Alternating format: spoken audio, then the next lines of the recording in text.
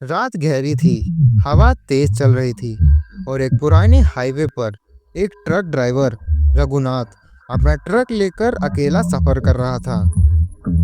ये रास्ते अक्सर सुनसान रहते थे। दूर तक ना कोई आवाज ना कोई इंसान, सिर्फ अंधेरा और हवा की सिट्टी हुई चीख। रघुनाथ ने सोचा, बस कुछ ही घंटे और सुबह हो जाएगी फिर।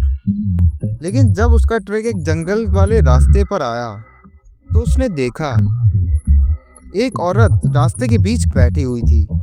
लाल साड़ी, सर पर घूंघट और सिर झुका हुआ, जैसे वो रो रही हो। रघुनाथ ने ब्रेक लगाया और जोर से चिल्लाया, ओ बहन, रास्ते के सामने तुम यहाँ क्या कर रही हो? साइड हो जाओ, मुझे जाने दो। लेकिन उस औरत ने कोई जवाब नहीं दिया, बस धीरे से अपना चेहरा उठाया और रघुनाथ के होश उड़ गए। चेहरा आधा जला हुआ था, आंखें लाल अग्नि की तरह चमक रही थी और होठों पर एक डरावनी मुस्कान थी। रघुनाथ ने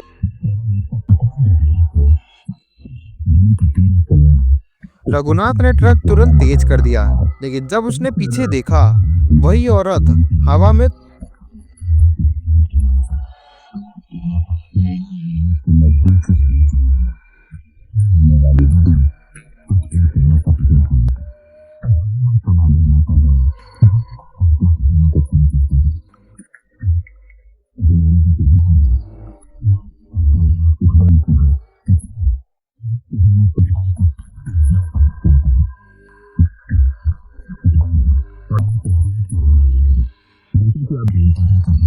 रघुनाथ ने ट्रक तेज कर दिया, लेकिन जब उसने पीछे देखा, वही औरत हवा में तैर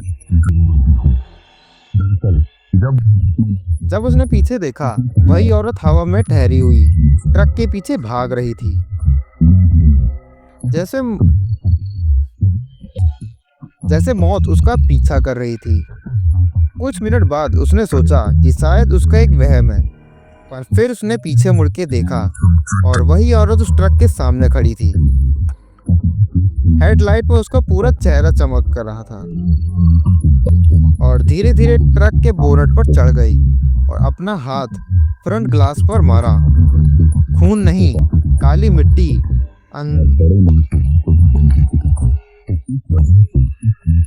खून नहीं, काली मिट्टी अंदर गिरने लगी। रघुनाथ का पसीना छूट गया। उसने हनुमान चालीसा याद करनी शुरू कर दी और जैसे ही उसने पूरा पाठ खत्म किया, औरत ने एक तेज चीख मारी और धूल बनकर हवा में घुल गई। सुबह होते ही रघुनाथ ने एक गांव के ढाबे पर रुक गया। ढाबे वाले ने उसकी हालत देखकर समझ गया और धीरे से बोला, तुम पहली बार इस रास्ते से गुजरे हो क्या? तो वो बोलता है, हाँ, एक नई दुल्हन का एक्सीडेंट हुआ था ट्रक के नीचे आकर। तब से रात के वक्त ट्रक ड्राइवर्स को दिखती है। कुछ लोग बच जाते हैं और कुछ कभी लौटकर नहीं आ पाते। और रघुनाथ समझ गया कि उस रात मौत उसकी बिल्कुल करीब आई थी और शायद जिंदगी भर उस रात का डर उससे पीछा करता रहा। तो गाइस, अगर आपको ये हॉरर स्टोरी कैसी लगी, प्लीज़ कमेंट सेक्शन में ज़रूर बताना। और रात में अपना ट्रक लेकर किसी भी जंगल पर मत घूमना।